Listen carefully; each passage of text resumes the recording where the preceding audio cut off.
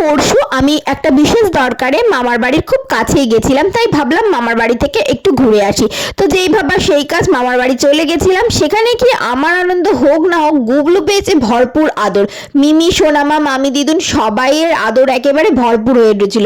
আর মিমি তো একেবারে আদরে যত্নে ভরিয়ে দিয়েছিল। আমি যদিও রেস্ট পেয়েছিলাম।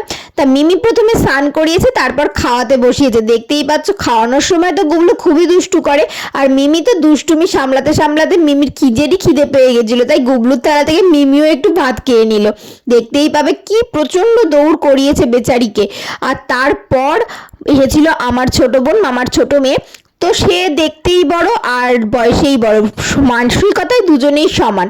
তারপর বাড়ি যাওয়ার ছিল, তাই বেশি দেরি না করে বেরিয়ে পড়েছিলাম। টোটো না পাওয়ায় বোনের সাইকেলে গুবলুকে বসিয়ে আমরা দুজন হাঁটতে হাঁটতে চলে গেছিলাম বাড়ি বাস স্ট্যান্ডে, তারপর অটোয় করে বাড়ি। তো আজকের ভিডিওটা এটাই ছিল। ভালো লাগলে লাইক, শেয়ার, সাবস্ক্রাইব করতে